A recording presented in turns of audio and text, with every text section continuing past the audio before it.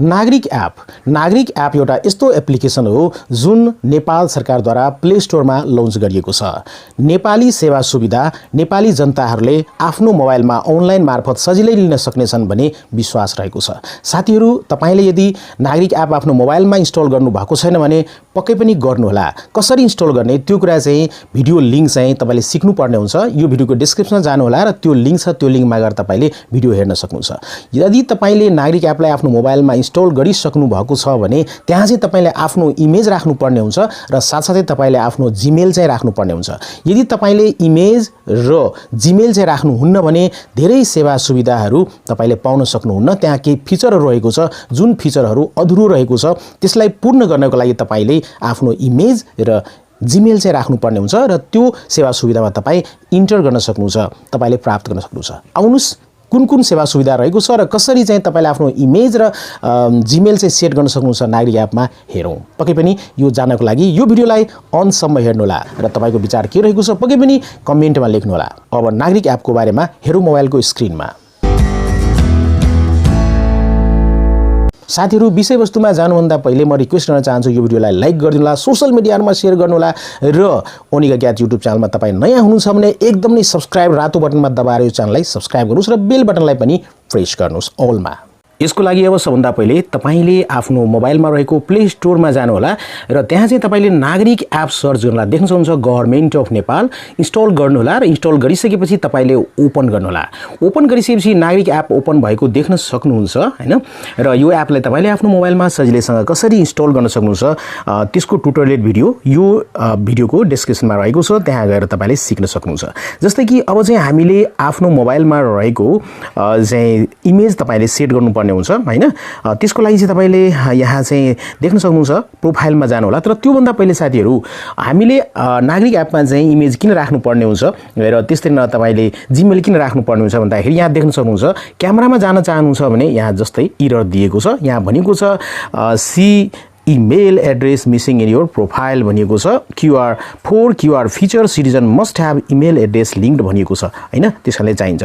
जस्तै कि यहाँ तपाईले पुलिस क्लियरेन्स रिपोर्टमा जान चाहनुहुन्छ भने यहाँ पनि लिङ्क गर्नुपर्ने हुन्छ। लिङ्क देख्न सक्नुहुन्छ यहाँ लिङ्क नाउ भनेर। अब यहाँ चाहिँ हामीले आफ्नो इमेल दिनुपर्ने हुन्छ। यस्तै गरिन जस्तै कि तपाईले अरू फिचरहरू देख्न सक्नुहुन्छ। त्यस्तै नै यहाँ चाहिँ एनओसीमा जानुहुन्छ भने यहाँ पनि लिङ्क गर्न भनेको छ। केही यस्ता फिचरहरू रहेको छ जसको लागि चाहिँ जीमेल एकदमै अनिवार्य रहेको छ साथीहरू।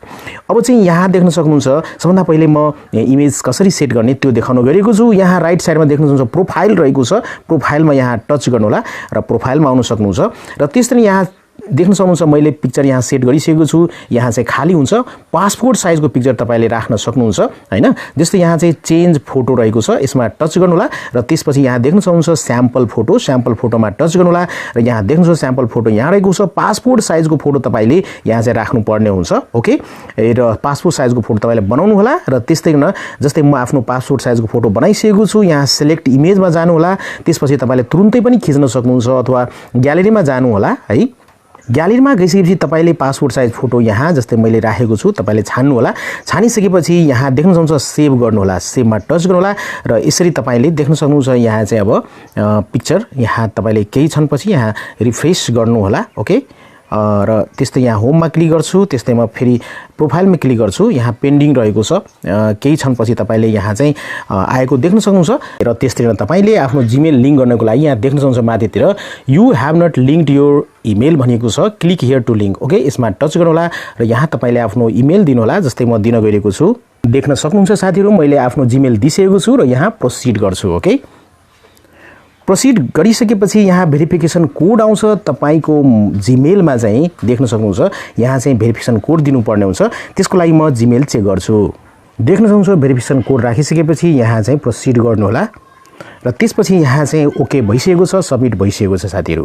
अब तपाईले यहाँ चाहिँ देख्न सक्नुहुन्छ पुलिस क्लियरेन्स रिपोर्ट। अब तपाईले यहाँबाट ओपन गर्न सक्नुहुन्छ यहाँबाट। ओके, त्यस्तै गरिकन यहाँ तपाईले देख्न सक्नुहुन्छ। त्यसैले यहाँ चाहिँ अब एनओसी पनि ओपन गर्न सक्नुहुन्छ साथीहरू। देख्न सक्नुहुन्छ यहाँ चाहिँ मेरो इमेज पनि सेट भइसकेको छ र त्यसरी यहाँ चाहिँ मेरो जीमेल पनि सेट भइसकेको छ।